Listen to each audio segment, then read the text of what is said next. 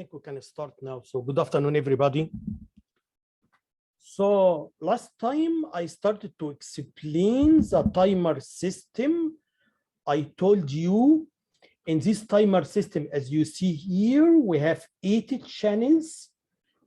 Starting from channel 0 to channel 7, every channel can act or can do input capture functionality or output compare. Every channel has one external pin on port T, as you see here, okay? So every channel can do either input capture or output compare. It cannot do both at the same time. For sure, as you will see today, I can program every channel to do input capture or output compare. Also, we have 16-bit counter. Okay, this counter is counting, as I explained last time, as you see here. It's counting 0, 1, 2, 3 until 1, 1, 1, 1. And then from 1, 1, 1 until 0, 0, it triggers interrupt. We call it overflow interrupts. Also, so we have interrupt here coming from the counter. We have 8 interrupts coming from the 8 channels. Okay, don't be confused. We have only one counter. We don't have 8 counters. We have 80 channels and one counter only. Is that okay? So this counter is counting. The way it counts is you have to input a square wave this way. For every cycle, the counter is incremented by 1. And you will see today how can you control this frequency so that you can control the speed of counting. Okay, that is why. If the frequency here is f, that means every count is going to take 1 over f, as you see here. So to count from to here is going to take 1 over f. Okay. Also, last time I explained how can we use input capture, and I can say it just in one sentence. If input capture can be used if you want to measure time, okay? For example, you have something like that and you want to measure the time from here to here. You have two signals this way, and I want to measure the time from here to here. Or you have something like that and you want to measure the time from here to here. And now the important question is why I need to measure something like that? Why I need to measure time here? Okay, I give you also one application. There are several applications. Last time I explained one application. In this application here, if you want to measure distance, so you can use the ultrasound distance ultrasound sensor. So the idea here, so this sensor is going to transmit. You have a transmitter and you have a receiver. So this one is going to transmit ultrasound signal. This signal is going to hit an object and come back to here. So all what you need to know, I need to know the time. All what I need to know the distance. I need to know the distance from here to here. However, in order to get the distance, you need to get the time. Why? Very simple. Because you know velocity should equal distance divided by time. Okay, the distance is what I want to calculate. Velocity is known because this is the velocity of sound. I think it's 300 something meter per second. You can search for it. So this is the velocity of sound. So it's a known velocity. So all what you need to get the time. Okay, how much time the signal took from here to here, And I told you last time the way it works is once this is a transmitter, this is a receiver. For transmitter, once you generate a pulse like this one to the transmitter, so actually you are commanding. You are giving an order to the transmitter to start the transmission. Okay. Once the transmitter starts the transmission, it's gonna pull this one high here. It's gonna pull the receiver high. Once it receives back, it's gonna pull it low. That's why it looks like something like that. Every time you want to do measurement, you have to create a pulse like this one, and you put it at the transmitter. Just one pin, 2 pins. So one pin here and one pin here. Okay. And then once this happens, so the device or the sensor are going to start sending a pulse, and then it's going to pull the receiver high. Once it receives the signal back, it's going to pull it low. So this is a very good example on why I need to measure the time, because I need to get this time from here to here. But don't forget, once you get this time, you have to divide it by 2. Why you divide by 2? Because this is the time for the signal to go and come back. So to calculate one way, you have to divide it by 2. Again, very simple. Very simple. Any application you want to measure a time of a signal, so input capture. I'm going to give you details today. Now, so how input capture can enable me to do something like that? I'm going to tell you the idea, or a very high level description to the idea, and then I'm going to give you more details for sure. So this is the way input capture works. Look how, because I told you input capture can trigger interrupt, but I didn't say why we need interrupt here. Okay. Also, we have timer overflow interrupts, but still you don't know why we need them. I'm going to tell you why right now. Okay. So the idea is that, guys, you have here pin. Okay. So what happens is that once this pin receives rising edge, okay. So what's going to happen? Automatically, similar to IRQ. So once there is a rising edge here, this is the signal I want to measure. Okay. So once there is a rising edge here, so automatically what this one is going to do is going to get the current count, and it's going to store it in a register. This register, we call it TC. So this register, we have 8 registers for every channel. So here we have TC0, TC1, TC2 until TC7. So we have 8 registers. So what's going to happen here is that once the rising edge comes, so 2 things are going to happen, as you see here in this figure. Number 1, the current count is stored here in this register. Number 2, interrupt is triggered. That means we're going to have interrupt here. We're going to have another interrupt here. So 1 interrupt here and 1 interrupt here. Okay, just let me finish. In this interrupt, and then in each interrupt, I'm going to get the count. For example, if this one came at count number 5, so the timer was not at the count number 5, and this one came at count number 15, what it means? It means from here to here, the count counted 10 times. And because I know the time for every count is 1 over f, and I know f, that's how I can calculate the time from here to here. So you should understand what I'm going to get, what count. So here at this point, there is an interrupt, and also the count, what count? Because the timer is counted, all the time it's counted, right? So all what I need to know, what was the count here and what was the count here. And then I can know from here to here how many counts happen from here to here. And then I can multiply by time of each count. That's how it works. Now I'm linking, what I'm doing right now, I am linking input capture to the time counter. So you should understand why we have counter here. Why this counter should help the input capture and output compared to do their work, right? So this one is going to help because this counter is going to help me to measure time. All what I need to know, this having a count, what count, and then you can get how many counts from here to here. And then once you know how many counts, it's easy to convert to time because I know the time for every count is 1 over f, and I already know f. Yes. Hardware, so don't worry about it, right? So what can happen, maybe I'm just a little bit confused about your question, but I'm going to say something and see if I cleared your confusion or not. Actually, when you program, as you will see today, when you program input capture, you have to tell input capture, what do you want to capture? You want to capture only rising, or you want to, if you want to capture only rising, you are gonna keep the time from here to here, because you are gonna capture only rising. So you are gonna have 1 interrupt here and 1 interrupt here. Is that okay? Or you can capture only falling. This is an option. This you can configure it. So that means I'm gonna get the time from here to here. Or you can capture both. You can capture rising and falling. You get what I'm saying? So you can program it. Or as we will do today, first I'm gonna say capture rising. Then here in the interrupt subroutine here, I'm gonna say I'm gonna change the configuration to capture falling. So this configuration, you will see how I can configure the hardware to capture only rising or falling. Okay, so I will do that. But how this hardware? Don't worry about it. The hardware can know if it's rising or falling.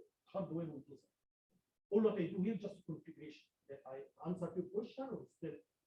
Okay. Yeah. Okay, guys. So this is the story of input capture. Any question for input? I'm going to give you for sure more details. It's a big picture. So now you should understand how, number 1, how number one, what is input capture? Input capture is used if you want to measure for short time, as I explained. Number two, how this counter can work with input capture together to measure time. Number three, you should understand why we need interrupts here, because simply if I want to measure the time, for example, the time from here, for example, I want to measure the time from here to here, for example. So here I'm going to have one interrupt, here I'm going to have another interrupt. In every interrupt, I'm going to get the count in a register.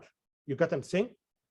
So why it puts the count in a register this way? Because this one is going to continue counting. I'm going to lose it. So here, what you are doing right now, you are recording the count. Okay. So this event happened at this count. You got what I'm saying? Any questions?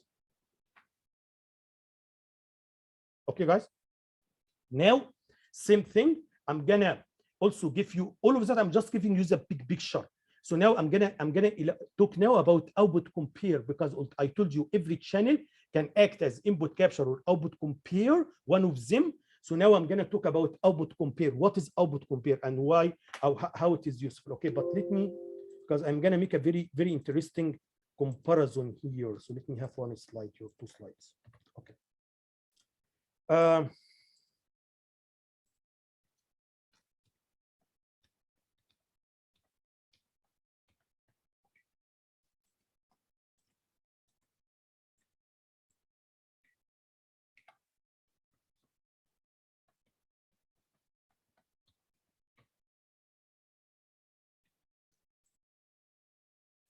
Okay, look here, guys.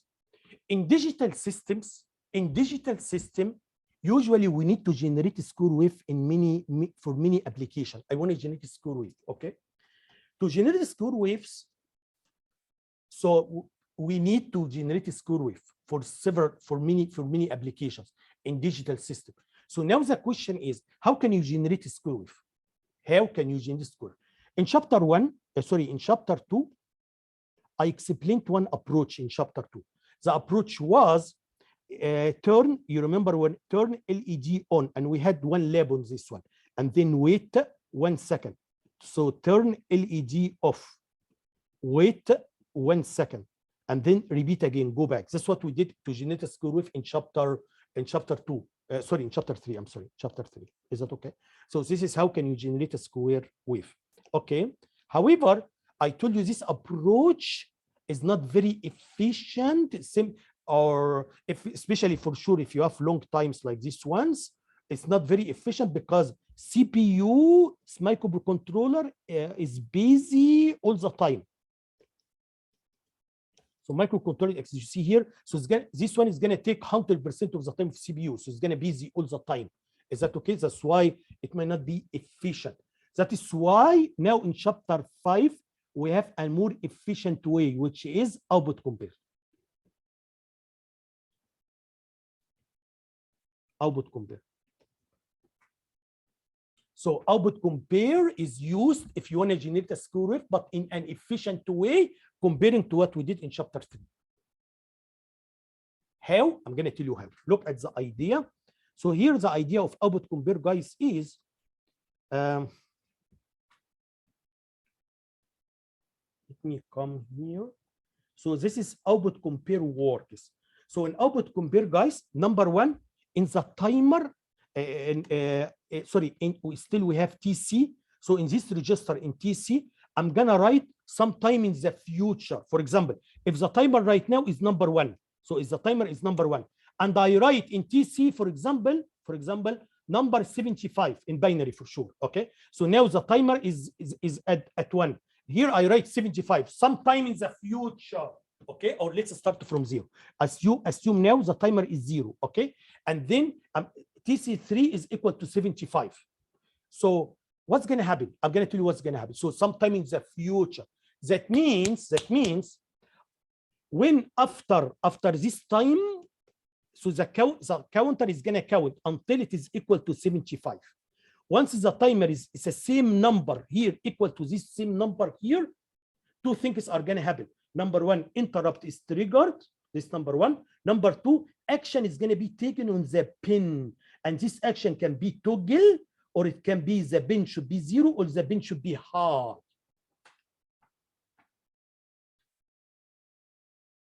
Okay, let me clarify in a very simple way.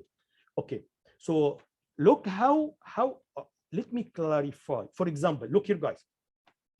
If I want to generate a signal like this one, okay, how I can do it? Okay, number one, this one should be 300 microsecond. Okay, so you have to convert the time to number of counts for the counter. How many counts? Number of counts. Is that okay? How can you do that? Very simple. Assuming I told you f 1 over f, 1 over f, 1 over, you know f. Okay, so 1 over f is the time for one count. Assume 1 over f is 1 over 3 microsecond. Is that okay? That means 300 microsecond divided by the time of one count. The time of one count, the result is 900. So in order to make 300 microsecond, the counter has to count 900 counts.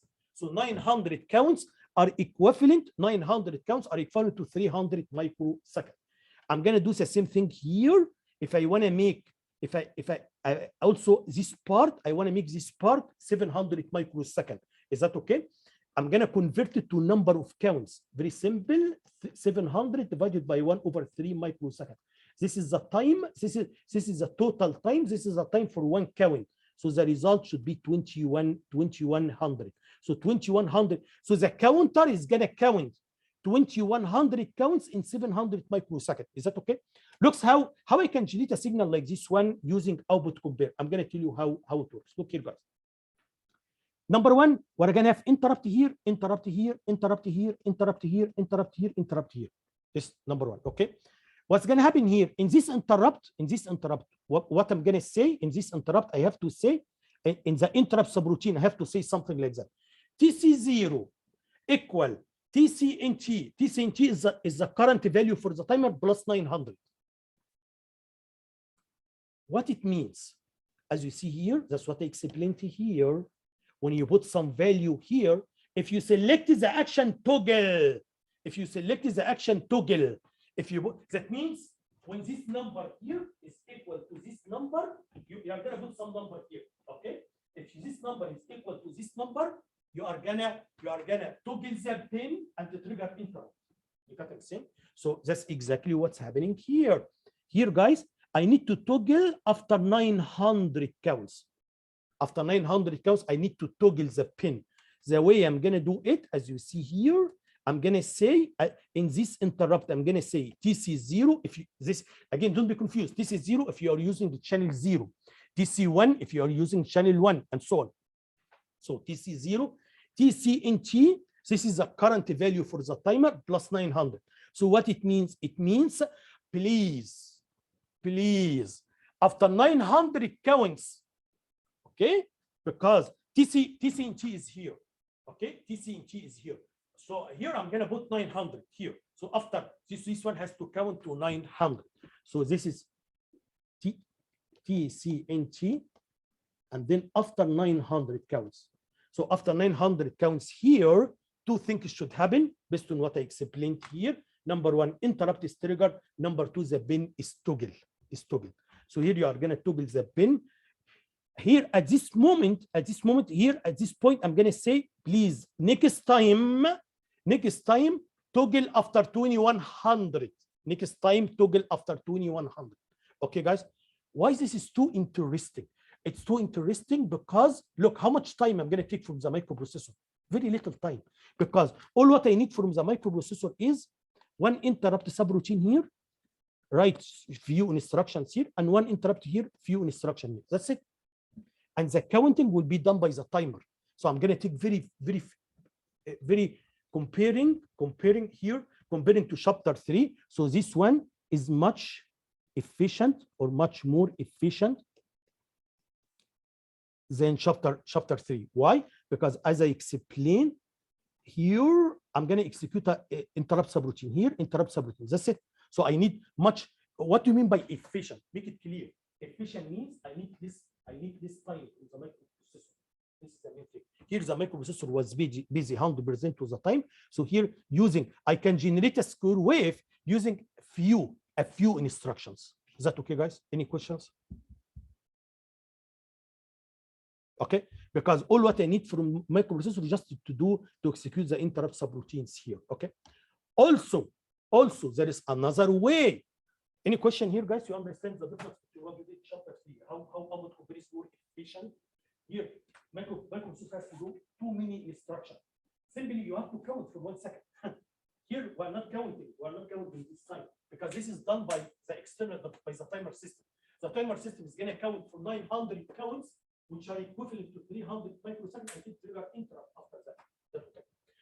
That's why all what I need for microprocessor is just to execute subroutines here, interrupt subroutines here. Okay, this is chapter 5. Also we have a more efficient way. It's called pulse width modulation.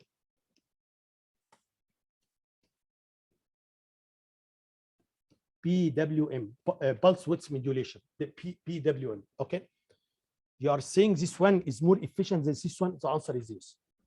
Why? I'm going to tell you why. What happens in pulse width modulation, guys? This is a microcontroller.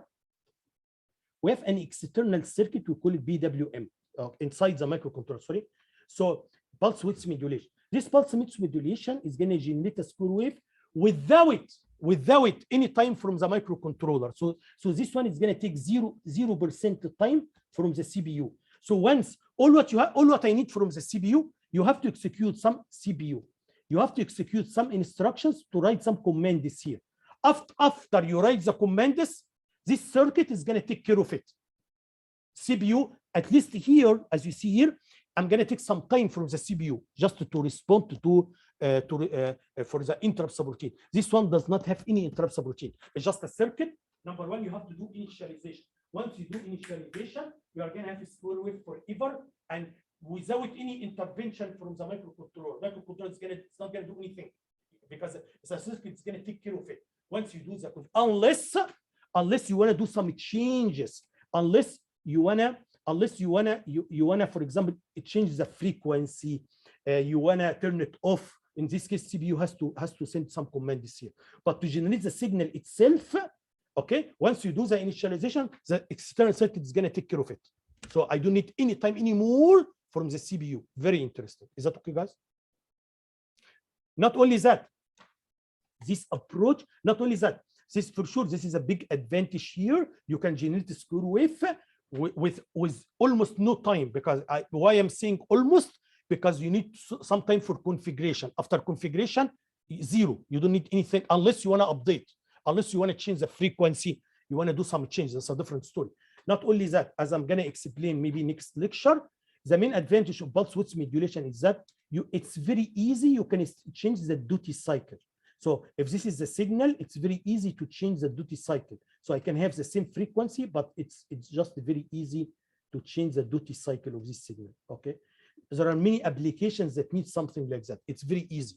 If you have a signal, it's very easy to change the duty cycle. We need something like that in some application. I'm going to explain later. Any questions? So these are three approaches to generate a square wave.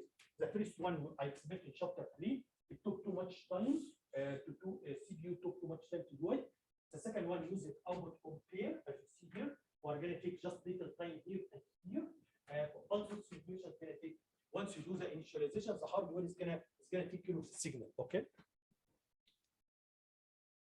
Any questions? Okay. Now. Okay.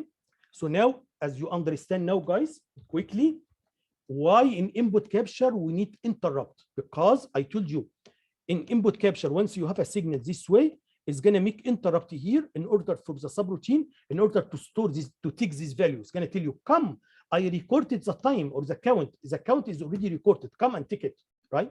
Another interrupt here. In case of output, so very easy. Just very easy, guys. If you want to measure time, input capture, done. If you want to generate a square wave, output compare, done.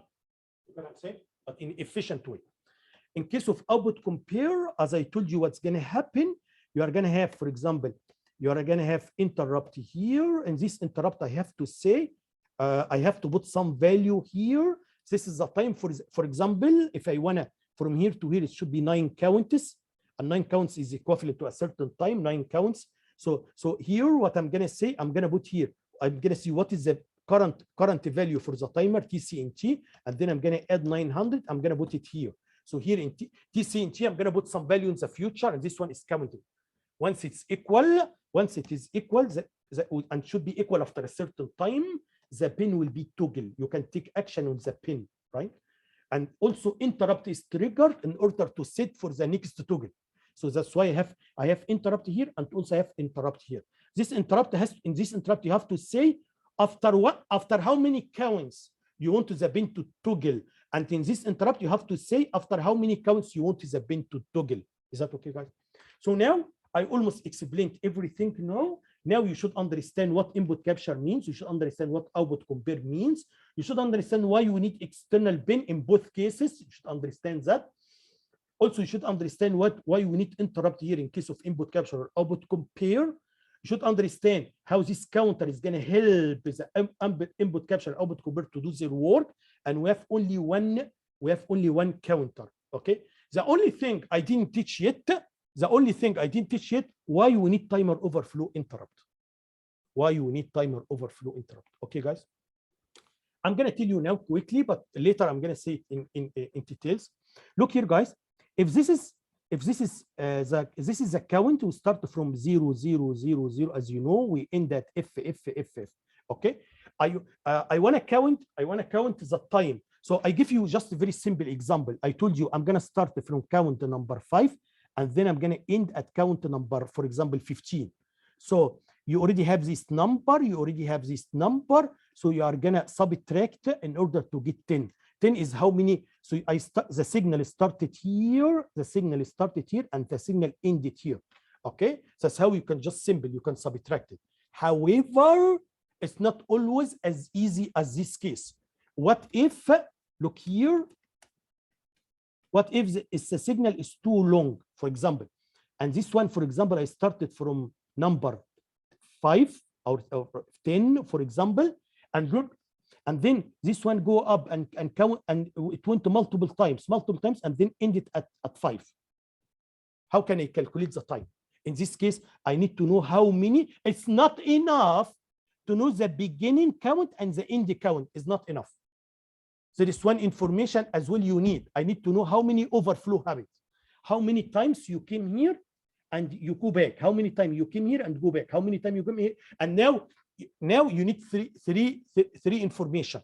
I need what was the beginning count, the start count, the end count, how many overflow.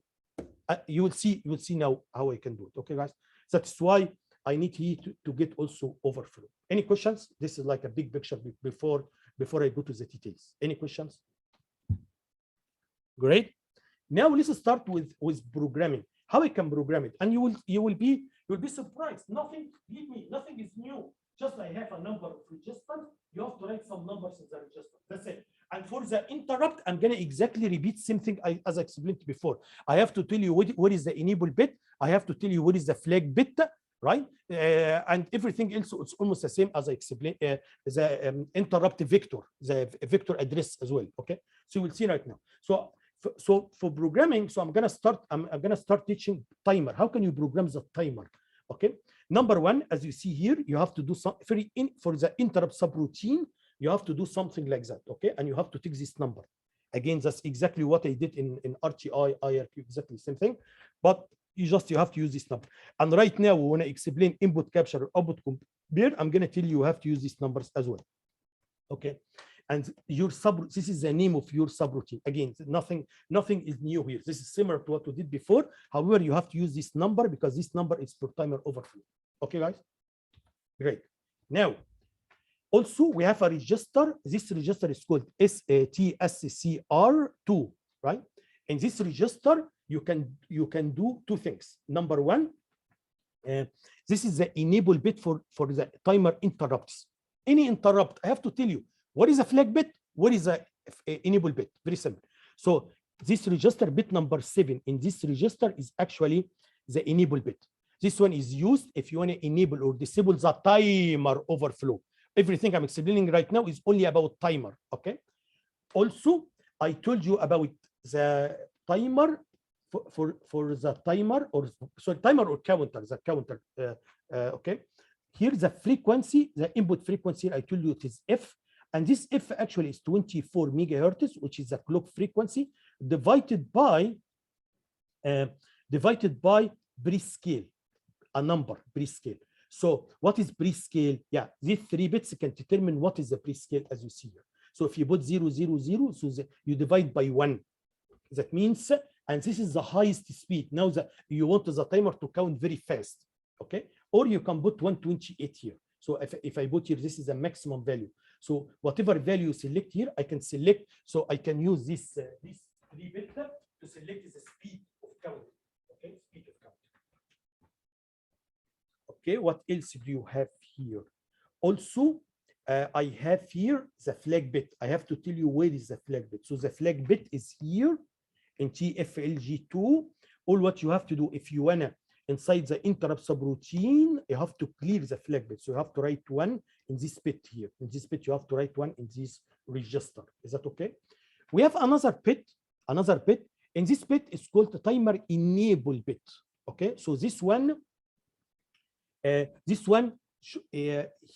so this one should disable or allow counting. So if you put here 0, so that means no counting. You don't want the timer to count, and that means, and the power. This is usually used if you don't use the timer and you want to save power. You don't use the timer, so you don't need to count, right? Don't be confused. This one is completely different from this one. This one for interrupt. Maybe it's counting, but because interrupt is disabled, no interrupts. So this one only controls interrupts. This one can control, do you want to count or not? You want the timer to count or not? Okay, guys. In this night, any question? I put everything together just in this slide. Look how it works. Look here, guys. This is the frequency, 24 megahertz.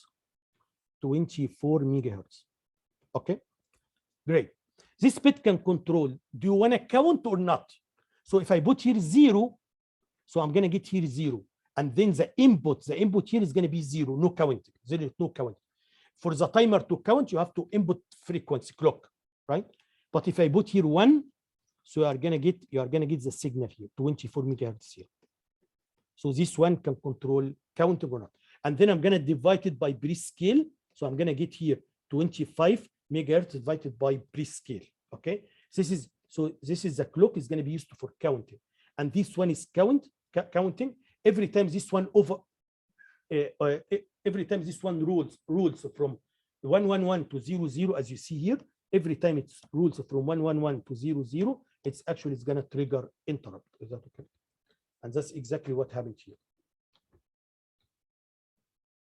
You can trigger interrupt here. So you are going to put 1 in the interrupt flag bit. That's the one you have to clear. And now, if the interrupt flag bit is 1, and this is for the global enable, if the global enable is 0, and also this is the local enable is 1, so now this one is going to be 1 in order to trigger interrupt. So in order to trigger interrupt, number 1, there should be a request, interrupt request. Number 2, the local has to be enabled, global has to be enabled as well. So nothing here is new. The only thing I did here, I just put everything together in one slide. Any questions? And just I make a summary here. So if you want to use the timer interrupts, number 1, you have to use this one, okay? Also, you have to use this value for TSCR1 in order to enable the timer counter, enable it. This one should be actually enable the overflow interrupts, and you can set the pre-scale. You have to do this one. And then this is the interrupt subroutine. Don't forget to clear the flag bit. You have to do this one. That's it. That's okay. This is if you want to use the overflow, if you want to use timer interrupts. In case, for some reason, if you don't want to use interrupts, you want as a timer, to run for some reason, but no interrupts. So actually, you don't need this one. Also, I have to change this one because in order, as you see here, look here, I have to put here 0 to disable interrupts. So now the timer is gonna work, but no interrupts, just in case if you need to do something like that. However, in case of input capture and output compare, we need interrupts. Okay, at least in input capture we need interrupts. Okay, any questions? Now I'm going to explain how can you program input capture and output compare. And you are going to see again, nothing is new. Okay, as you see here, guys. Here, how can, don't forget, guys, input capture is this. Here we are programming channels. So the same channel can be input capture or output compare. Okay. Similar, when you have a port, you can program this port, input or output. Okay? Same thing. So here it's the same thing. The channel can be input. So all the channels can be input, or all the channels can be output. Is that okay? So let's see. So number one, guys, here we have here timer. We have timer channel. So number one, how can you the interrupt vector here? Okay, similar to what we did before. If you want to use any channel, okay, you can use any channel. However, you have to use this number here. For example, if you use the channel number 7, so I have to use this number here, and this is the name. This is the name of the subroutine. Again, this is similar. That's what I did in IIQ, RTI, everything. All of them are the same. This number. Number 2, I told you every channel you can program every channel input or output. So how I can do this configuration? How I can do it? Okay, that's what I'm explaining here. So we have one register. This register is called TIOS. Timer input capture output compare, TIOS. This register. This register, as you see here, we have 1 bit for each channel. So this bit for channel 0, for channel 1, for channel 2. So for every channel we have 1 bit. Okay. And then as you see here, guys, if I put here, this is for channel 0. Very simple. If I put here 0, that means I need it to be input channel. If you put 1, I need channel 0 to be output compare. Very simple, very easy. So now we have one register. This register has 1 bit for every channel. Very easy. If you want to program any channel input, you have to put its bit, you have to put 1. Otherwise, put 0. That's it. So 1 for input, 0 for output. Is that okay? I'm sorry, 0 for input. I'm sorry, 0. I'm not sure if I said it correctly, but as you see here. So, for example, in channel number 6, if you want to program it input capture, you have to put 0. I'm sorry. Okay, I think I reversed it. And if you want to program output compare, you just put 1 here. Very simple. Is that okay? How can you do that? You can use move, or you can use bit set or bit clear, as I explained before. Okay. Any questions? Great. Again, for now we have 8 interrupts. For every interrupt, you have to tell me what is the enable bit, what is the flag bit. We always do that. And this is for the enable. Now we have 8 interrupts, 1 interrupt for each channel. How can you do that? As you see here, guys, I put all the interrupts in 1 register. This register, I call it TIE, as you see here, right? So this one is for channel 0, for channel 1, channel 2, until channel number 7. Okay, very simple. If you put 0, so you want to disable interrupt. This is the local enable bit. If you put 1, enable interrupt. That's it. Very simple. Similar to what we did before. Every channel has 1 bit to enable or disable interrupts. But what happened here, we put all of them in 1 register. Is that okay? Same thing, you have to tell me where is the flag bits. Remember, these flag bits, you have to clear the flag bit in the interrupt subroutine, right? Same thing, because we have 8 interrupt in 8 interrupt sources now. So we are gonna put all of them in 1. We're gonna put all of them in 1 register, as you see here.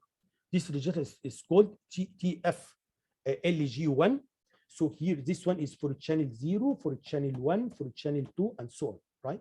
So the way you have to do it, guys, you have in order to clear the flag bit, you have to write 1 here, as shown here. For example, if you see here, guys, if you write, so that's what you have to do in the interrupt subroutine. I have to write this one in the interrupt subroutine. If you write number 1, so you are going to clear this. You are going to clear this one. So you are going to clear this flag bit. Okay. Here you have to write 1 here in order to clear this the flag bit. You have to write 1 here. In order to clear the flag bit, you have to write 1 here, and so on. Is that okay? So we almost finished. There are only two registers are left. The first register here, I told you, in case of input capture, you can select. In case of input capture, what do you want to capture? You want to capture rising only. Sorry. You want to capture rising only, or you want to capture falling only, or you want to capture both rising and falling. So this is options. It's up to you. What do you want to measure? You want to measure from here to here, you want to measure from here to here, or you want to measure from here to here. What do you want to do, right? So you have these options. So as you see here, guys, this is the options we have. Okay, so if so here actually this time for every interrupt source I need 2 bits, not 1 bit, because I can use 1 bit if I have 2 options. But if you have more than 2 options, this is at least 3 options. I can add 1 more option, capture no capture. So now I can have 4 options. Option number 1, no capture. Option number 2, capture rising only. Option number 3, falling only. Number 4, rising and falling, both of them. So now I have 4 options. As you know, in case of 4 options, I need 2 bits. That's true. And that's what I did. For every channel, I had 2 bits. So for channel 0, this is for channel 0, 2 bits in this register. For channel 1, I have these 2 bits. For channel 3, channel 4, channel 3, 0, 1, 2, 3, 4, 5, 6, 7, as you see here. So now I have 2 registers, as you see here. For every channel, I need 2 bits. Very simple. And all what you have to do, guys, in these 2 bits, if you put 0, 0, that means capture is disabled, no capture. If you put 0, 1, as you see here, so you want to capture rising only. You want to capture falling only, 1, 0. 1, 1, you are going to capture both rising and falling. Is that okay? What do you mean you want to capture? It means if you want to capture only, so at this time you are going to have interrupt. At this time you are going to have interrupt, and the time is recorded. But if you want to capture both, so you're going to have interrupt here and interrupt here, right? That's the meaning of it. Okay. Any questions?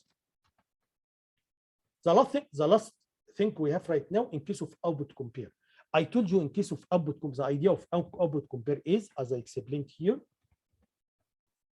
you have to put some time here in the future. You have to put a count here, a future count here. So here I'm going to say, for example, TCNT plus 900. So this is the current TCNT. This is a register that's counted. So that means after 900 count. So after once they are equal, as I told you, interrupt is triggered, and action has to be taken on the pin. Action. What do you want to do after 900 counts? What do you want to do in the pin? You wanna set the pin. You want to clear the pin. You want to set the pin. You want to toggle the pin. What do you want to do, right? So how I can program this? It's very simple. You have a register here. This is a register. You can do it here. So as you see here, guys, we have 2 registers, TCTL2 and TCTL1. For every register, for every channel, we have 2 bits. So this is one channel, one channel, one channel, one channel, one channel, one channel, one channel, one channel. So 2 bits for every channel. Is that okay? And again, if you put here 0, 0 means no action. So that means when the value in TC equal TC in T, no action. You don't want to take action on the pin. Okay? If it is 0, 1, that means it's toggle. If it is 1, 0, that means you want to clear the pin. If it is 1, 1, that means you want the pin to pull it high, right? So this configuration can determine what do you want to do on the pin, right? After a certain time, okay, when TC is equal, when TC equal to TCNT, when they are equal, what action you want to take on the pin? So simply for every channel here, every channel has 2 bits. Just you can program it this way. Any questions? Great. Now, I put everything together as a summary. So in case of input capture, as a summary here, guys, for sure you have to do this one. For example, here, this example on channel 0, you have to do this one for sure. This is the interrupt subroutine. You have to clear the flag bit for sure. Okay. Also, that's what you have to write in the main program in order to make configuration. So in the main program, in order to make configuration, as you see here, you have to enable the timer, because you have to make sure if you want to input capture, you have to make sure the timer is running as well, because I need the timer. right? Here you have to set a TIOS in order to make sure this one is input capture, not output compare.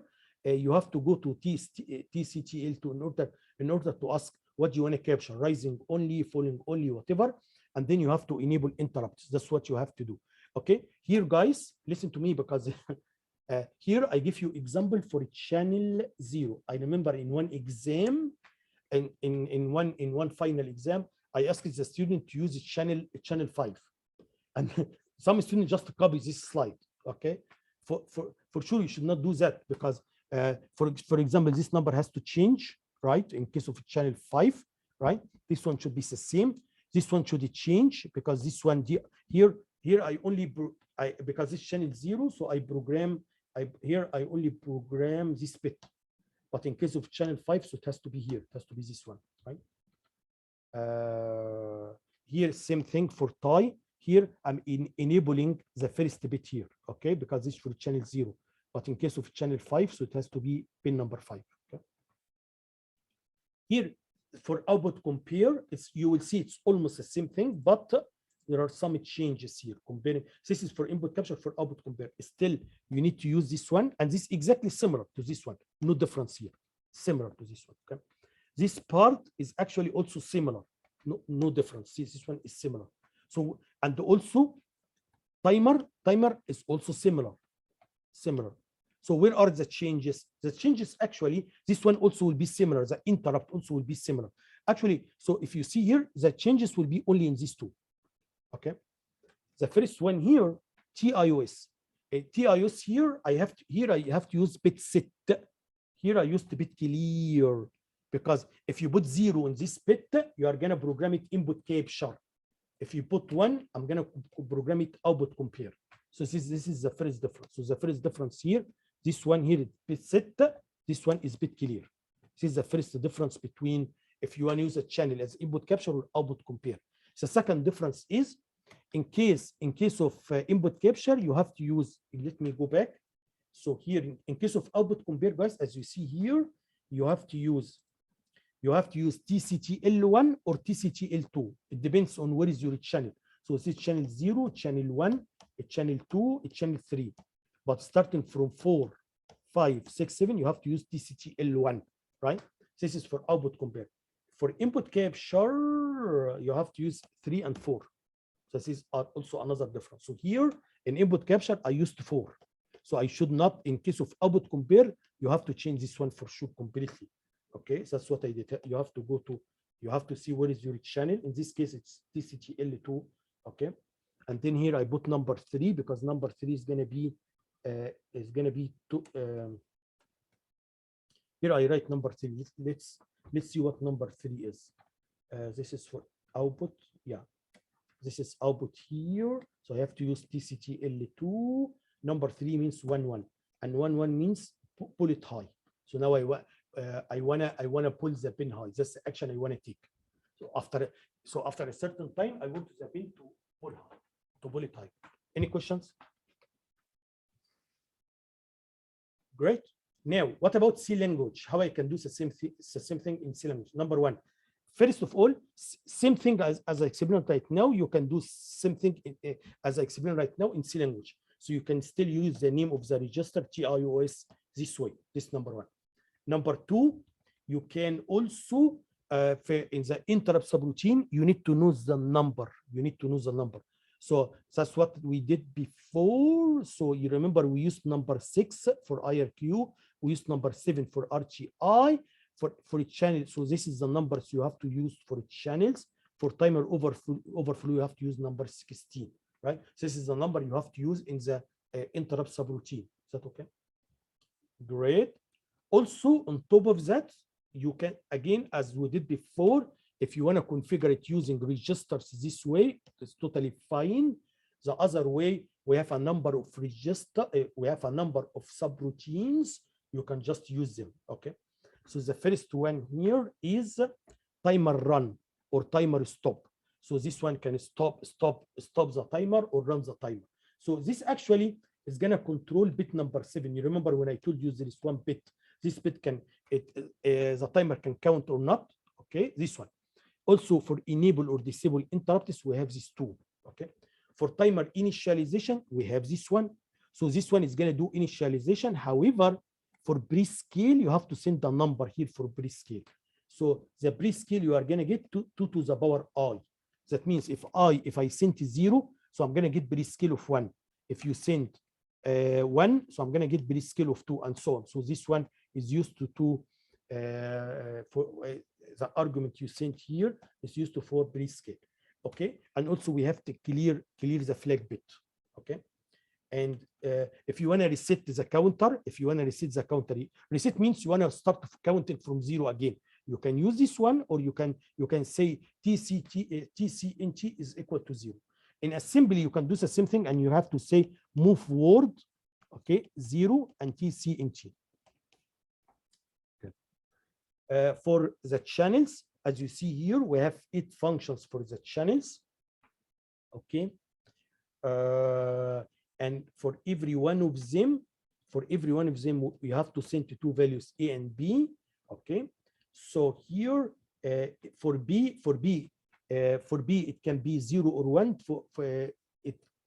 So this one B should determine if you want this channel to be input capture or output compare. So this one, if you put 0 here, that means I need it to be input capture. If you put 1 here, the function is going to make it output compare. Is that okay? As it is shown here. Also, this one here, A. So this one can determine if you want to program the channel input capture or output compare.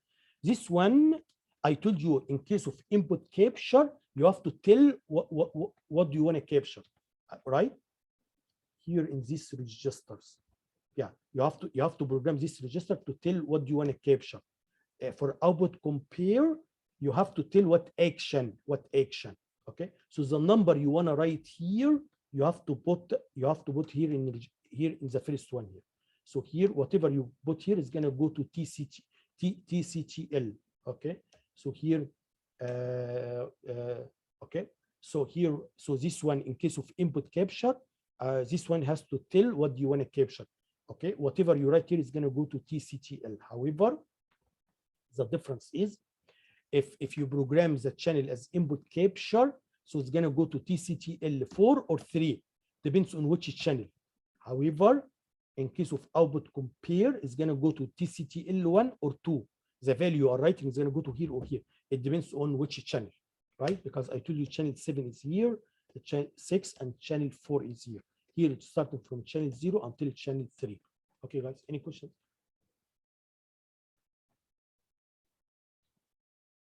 Great. Okay, so also we have here for every channel, we have interrupt enable and disable, and we have clear flag bit. So for every channel, we have a channel 0 enable to enable interrupts. We have a channel 0 disable. For every channel, it's the same thing, disable and clear flag bit to enable, disable, and stuff, and clear. Any questions? Okay, great. Now I'm gonna I finished timer systems, okay, or input capture, output compare. Now I'm gonna give you examples and application. So now I'm gonna give you examples. How can you use input capture to measure time? Okay, so I want to tell you something very important now. Look here, guys.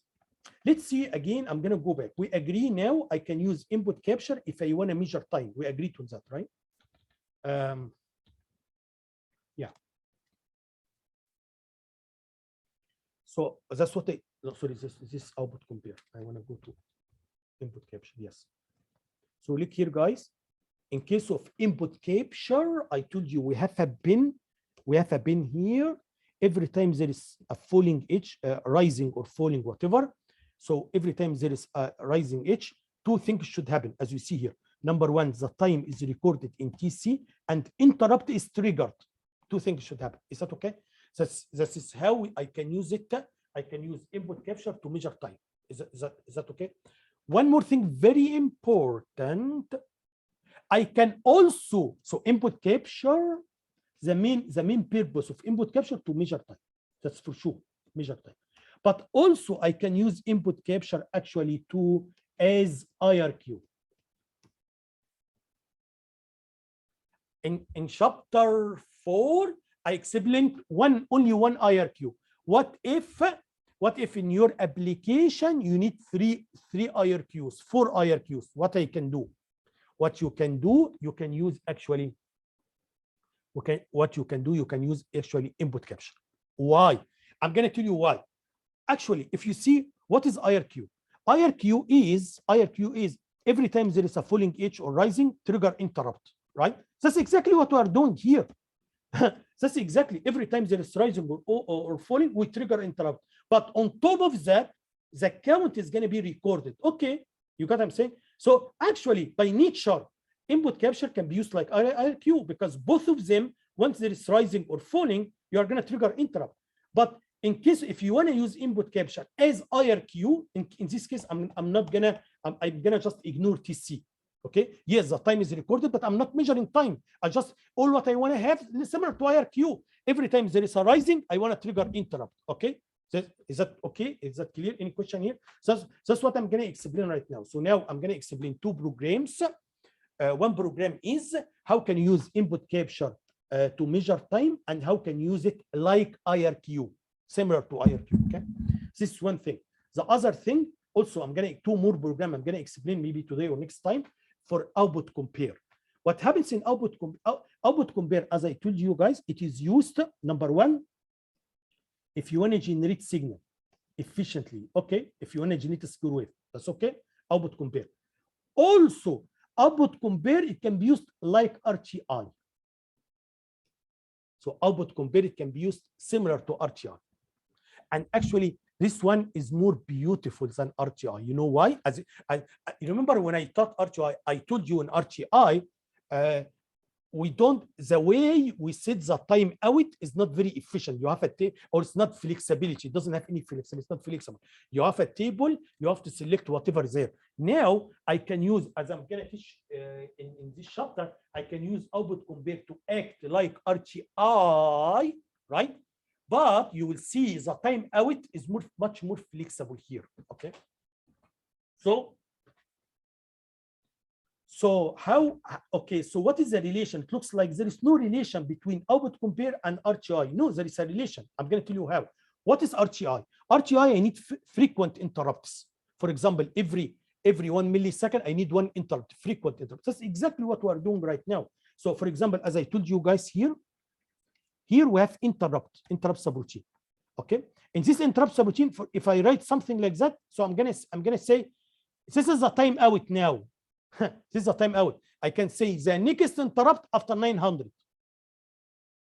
So if I keep saying this way, if the interrupt subroutine, if I just write this one this way here, I'm gonna have frequent interrupts every 900. Every 900 interrupts, 1 interrupt. Every 900 interrupts, 1 interrupt. And this is a time out, right? So you can put here whatever you want to put here to make the time out. So this is similar to output compare. You are gonna trigger interrupt in the future after a certain time. This is exactly similar to RTI. Okay, guys. So you should understand now. Output compare, it can be used like RTI. Okay, like RTI. Okay, because in case of output compare, I can trigger interrupt after a certain time in the future. And that's exactly what RTI is doing, right? On top of that, output compare is going to change the pin. Okay, in this case, I don't care about the pin. That's why you can actually, that's why you have one selection here, no action.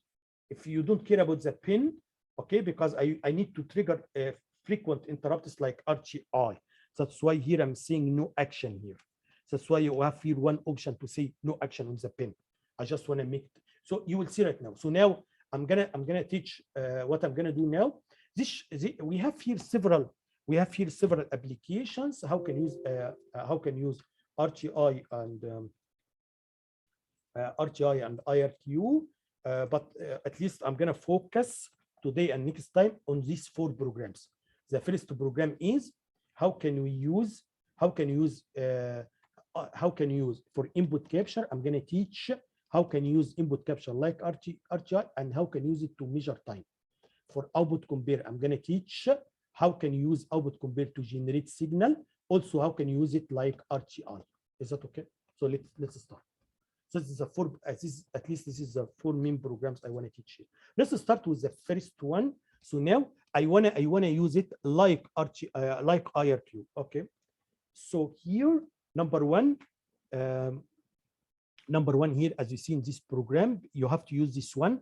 Okay, as I explained to you before, because this one for the interrupts of interrupts for input capture. So you have to use this one, and here in this is you have to use this one here.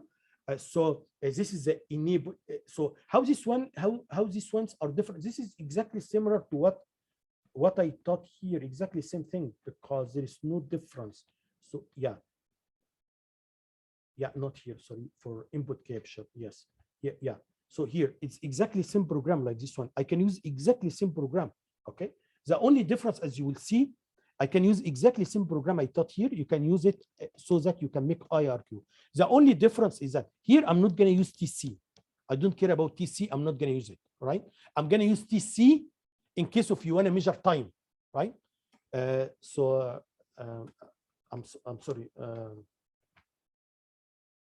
Yeah.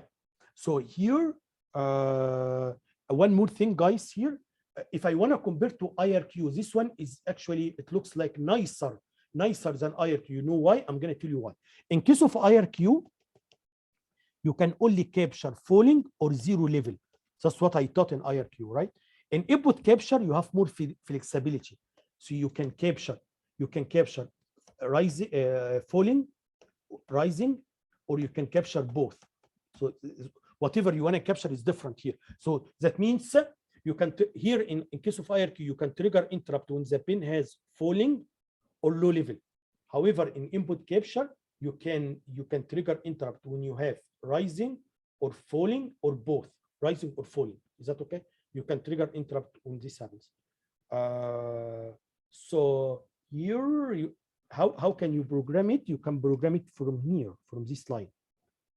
Here, because I'm using number one, and number one here, if you come here, number one, you are going to capture only rising. Okay, you can capture only falling or both, as you see here, whatever depends on the number you want to use. Okay, guys, that's it. So all what I'm going to do here, guys, this is the same thing.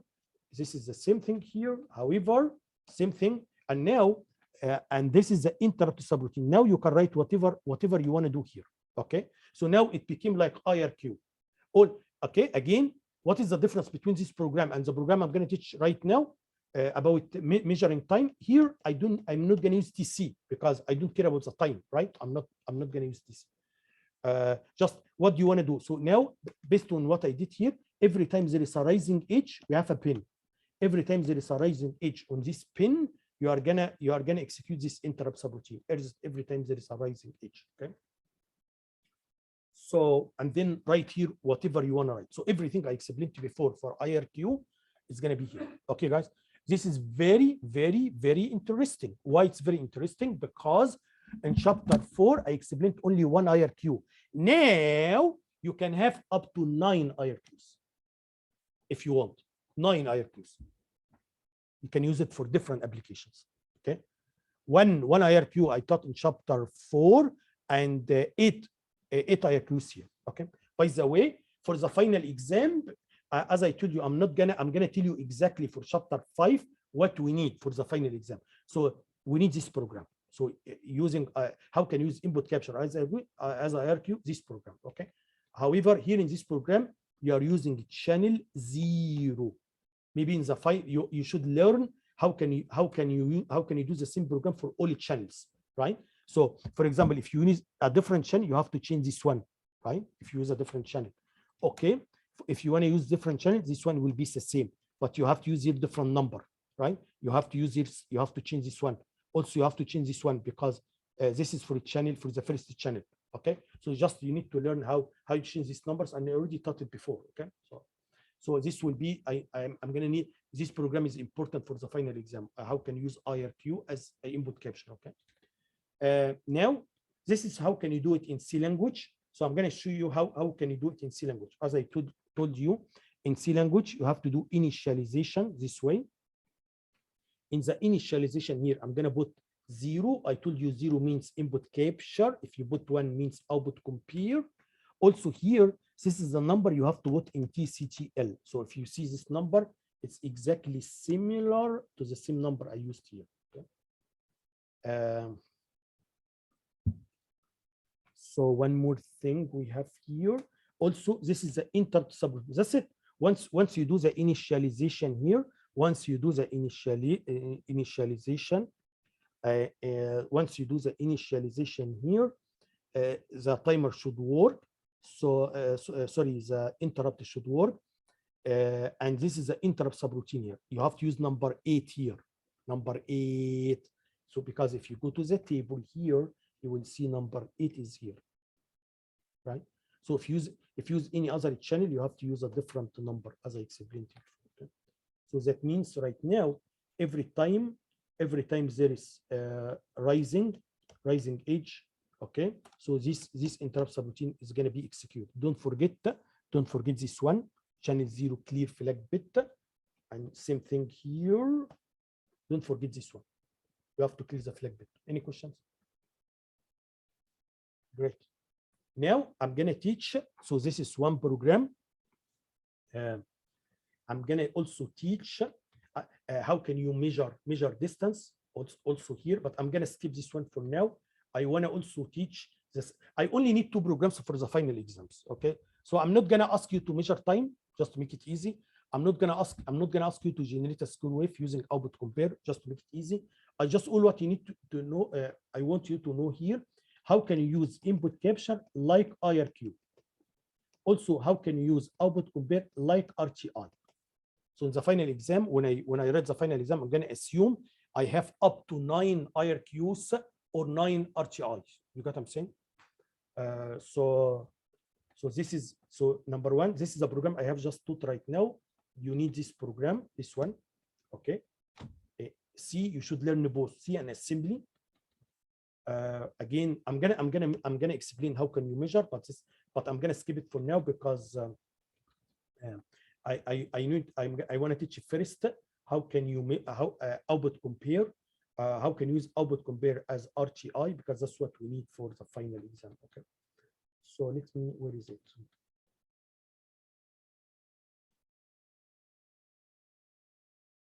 Yeah.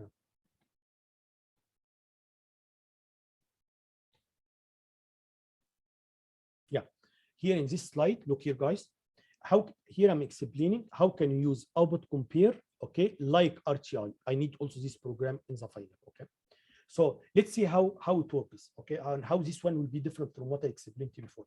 Let me go before. I'm just want to show you. It's very easy. This is exactly what same thing I taught right now, but I'm going to show.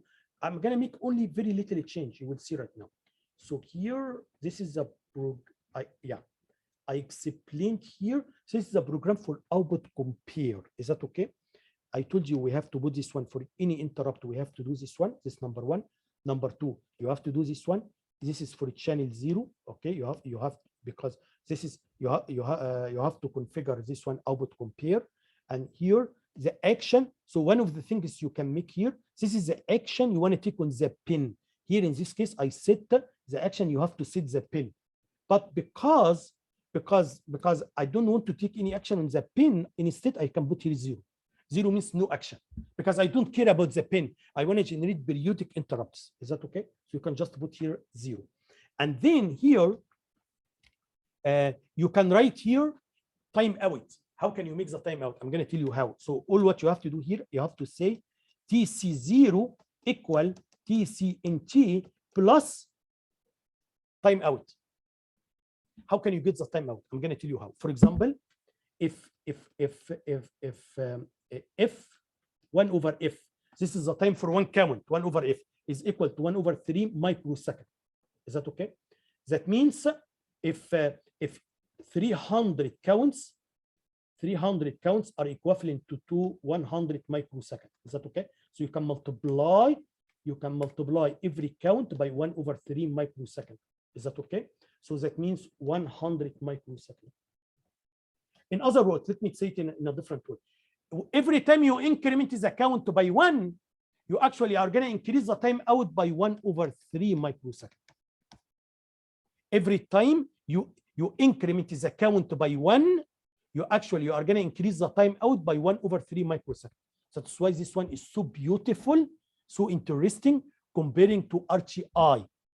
Okay, for example, if I make a count 300, okay, so I can say 300. That means in every interrupt, I have to do something like that. I have to say, please, next interrupt should be after 300 counts, which means next interrupt after 100 microseconds. Is that okay? And now this is a beauty here. If I add just one, I'm going to increase the time out by, look how little it is, 1/3 microseconds. Okay, that's why you have too much flexibility here comparing to what we did in RTI. In RTI, we had a table, you have to pick up some numbers from this table. But here, no. Here you can select what time you have here. Okay, so that's exactly what I'm gonna do. So as you will see right now in this program, guys, you will see. So I'm gonna have everything similar to this one, but I have to write something like this one so that I can set the interrupt. I say next interrupt every certain number of counts. So I need this program for the final exam as well. Okay, let me explain. So for example, here what I want to do, I want to make interrupts every 1 millisecond. Okay, so let's see how I made it. Because I know the time out is 1/3 microsecond. The time out, this is the time for one count. This is 1/f. The time for one count, 1/. How did you know that? Very simple. Because it should be 24. The f should be 24 megahertz divided by Bris scale. So if I can select a Bris scale with a certain value, I don't remember what was the Bris scale here. I think 64, I guess. Anyway, so if you can, 8. So if you can select the Bris scale to be 8, as I did here, 8. So f should equal to 3 megahertz. So 1/f, which is the time for one count, 1/3 microsecond. That's it. Okay. So that means if you want to trigger interrupt every 1 millisecond, so it should be 1 millisecond divided by 1/3 microsecond. Is that okay? So this is the total time. This is the count. This is the time for one count, only one count. Okay. If I divide them, the result should be 3,000. Okay. So that means I have to say here, as you see here, guys, I have to say every interrupt. I'm going to say next interrupt after 3,000. Count another 3,000. Next interrupt, count another 3,000. So I'm going to trigger interrupt every 3,000. Okay, because 3,000 are equivalent to 1 millisecond. Okay. So as you see here, guys, in this program, first you have to do this one. That's already explained this one. You have to do this one. You have to do this one. Here, which channel I'm using here? Here I'm using channel number 5. Here I'm using channel 5. Okay. So here also you have to configure channel 5 as output. You have to say on the no action should be taken on the pin, no action. Also, you have to enable interrupts from channel 5. That's it. Okay. And then as you see here